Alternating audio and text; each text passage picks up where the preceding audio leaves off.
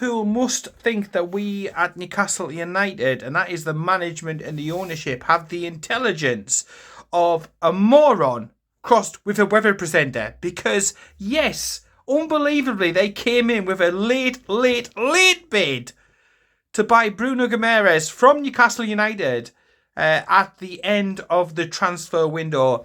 Hi, how's everybody doing? It's Paul from Magpie 24/7, back again. I thought I'd just take this time to grab a quick video because you can't believe fucking Turkey Teeth, can you? He's trying his little tactics, his pretend mind games, his B-Tech, Alex Ferguson approach. And yeah, he's obviously been a keen admirer of Bru-NO's for quite a while. Didn't go in for him when he could have, before we did. But ever since he's came to Tyneside, Bru-NO has had admiring glances from the direction of Anfield, plus many others, the likes of PSG, have been after him. There was talk previously about an £88 million bid, like we just snapped the fucking hands off them. But this time, it was £100 million, a bid for Bru-NO for £100 million. And they thought that would be enough to secure his services, which is surprising, to be honest, because, 100 million to the people running our football club is like us finding, a quid down the back of the sofa. It is literally loose change. They probably got that scattered about the fucking car in the cup holder, back in Saudi and stuff. So, it was a late bid. I think it's designed to sort of tempt Newcastle into doing some sort of business and to weaken us at the same time, because clearly they see us as competition for the European spaces. Clearly, they are worried about us, so they've timed the bid so it's as late as possible in the day so that we can't get in any sort of, replacements, like you can replace a player like Bru-NO. And it strengthens them, it weakens us, who would be a competitor, against Liverpool. So it's smart, it's opportunist, it's a little bit of a cheeky bastard trick, to be honest, so late in the day. But Newcastle United just flatly just went, nope, put the phone down, bye-bye, see you later, jog on.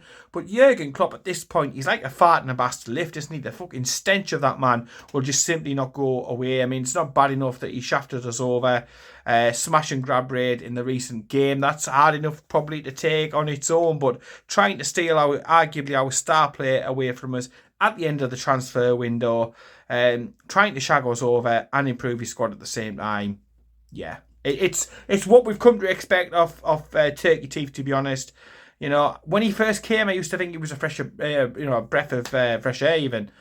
However, the more and more that he does things like this, he does other stuff, arrogant little prick, celebrating in front of the bench, the whole histrionics, it's just a little bit pathetic. I think he could take a lot. He could learn a lot from the likes of Pep Guardiola when it comes to winning, but doing so with a bit of humility and a little bit of humbleness about him and a little bit of class. I don't think Jurgen Klopp has got that. I really, really don't.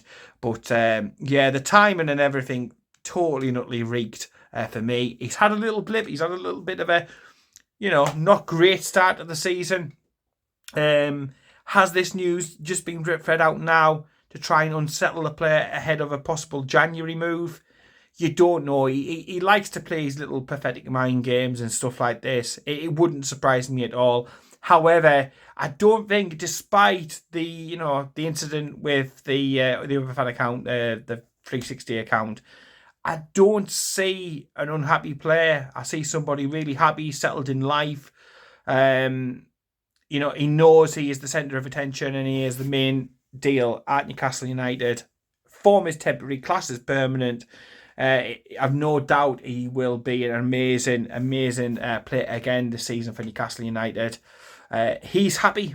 He's happy on Tyneside. He's happy with the project. He knows the club is going places. We've got Champions League football. Is he going to swap that or want to swap that for Europa League football? If he plays, obviously, in the Champions League, does that create complications as well? So I cannot see a deal at all being done. And I think personally as well, £100 million, when you see what some of the other players are going for, when you see some of the other crazy deals out there, is £100 million enough for Bruno Guimaraes? To me, no, not at all. I would not sell him. You know, we bought Joe Linton for £40 million.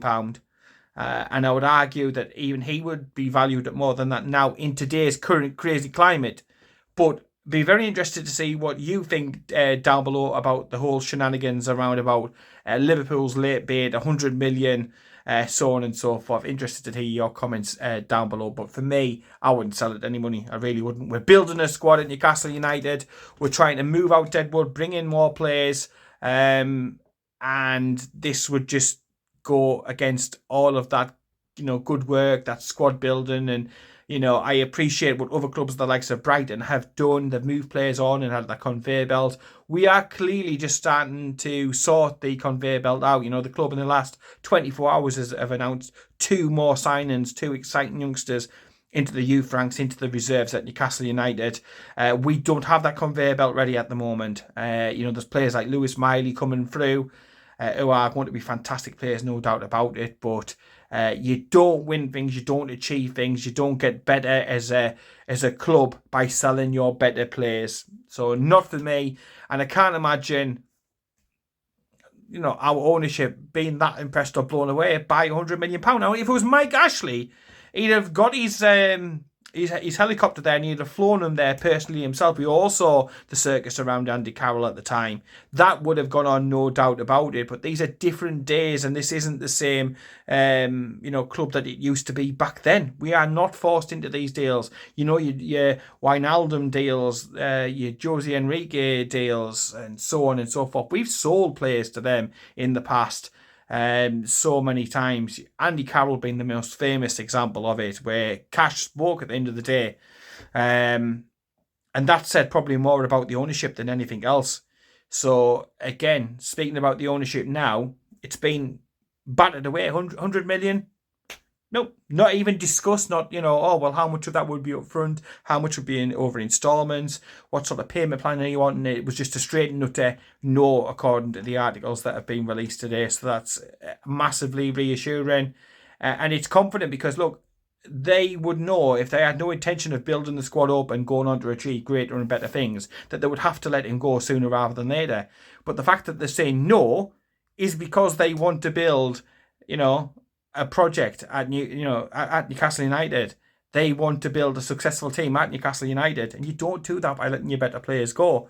The players who we are wanting to go are the ones who are surplus to requirements. The ones who have just been shipped out on loan. There's other players there. Your Manquillos of the world, with the greatest of respect, will be the next batch. And then there's decisions to make about the likes of Jamal Lascelles and Callum Wilson and the likes next, who are approaching end of contracts, end of deals. We've got to decide whether to extend or risk losing for free later on. So those are the decisions to be had in the short term. And certainly I don't think anywhere in the short term we would be thinking about selling the player of Bru-NO. And the owners are 1,000% committed to this project. They just put in, literally last week, it's come out today on Company's House, another £60 million worth of cash into Newcastle United for day-to-day running expenses. This is what it's like. It is loose change to them. It's mind-blowing for your average Joe, for me and you and normal fans. It's huge. But when you consider what the total investment is, stood at £570 million now that they have put in since acquiring the club. The £305 million to buy the club, and then they've put in 38.5 million, 70.4 million. This was back in 21 and 22. And then this year alone, they put in £57 million, which was paid back in February, again, around the time with the Anthony Gordon deal, because Everton wanted a very strict payment structure on that. And then again, on the 22nd of August, so just at the end of last month, another £60 million. So offering £100 million, it's neither here nor there in the big scheme of things at Newcastle United. Might be different if the player didn't want to be on Tyneside, but he's loved, he's adored, he's worshipped by 99.999% of all fans. And I think the responsibility and everything else that is placed on his shoulders, he just absolutely thrives in. So to me, absolutely no bother at all. And if anything, they've wasted the free calls, haven't they? And there was no point sending the email and stuff like that. But it's nice to see they're still trying the old shenanigans and stuff, because clearly they were one of the clubs who tried to block the transfer in the first place, them along with the likes of Spurs. And they're still to this day trying to shaft us over, putting in fucking late bids, trying to weaken us and strengthen them at the same time. It's, yeah. It's to be expected, I suppose, and it's the sign of the progression of Newcastle United that we are able to reject £100 million bids. So if anybody was serious about coming in for any of our players, then you've got to come in and put proper money on the table, proper terms on the table, because we're not here to fucking mess around. It is serious, serious stuff heading up and happening on Tyneside. Most definitely. So yeah, let me know what you think about all of that down below. The investment, turning away £100 million for Bru-NO. What's your thoughts on all of that? And are you going to be watching the England match this weekend? Obviously, we've got the double header, haven't we? We've got the game against Ukraine, which I think is over in Poland.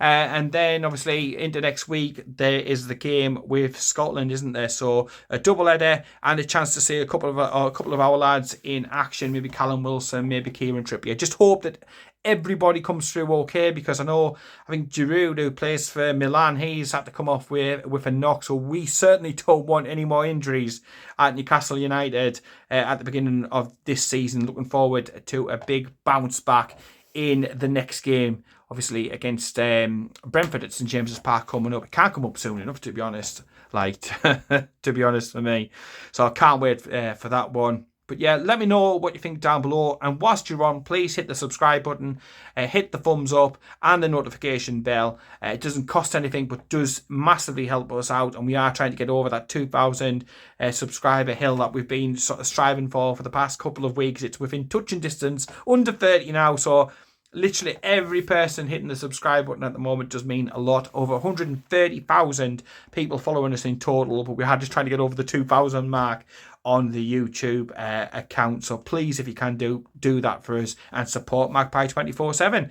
So we'll be back later in the week. Any more breaking news, we'll have a video for you. So keep checking out for regular content. We've got some other stuff that's going to be going up over the next couple of days as well, plus some other songs and chants and videos of things at St James's Park that we've sort of built up over time. We'll put them together and put them up on the YouTube channel as well to help out. So yeah, that's enough for me. So in the meantime, take care, keep it tuned, and I'll speak to you later.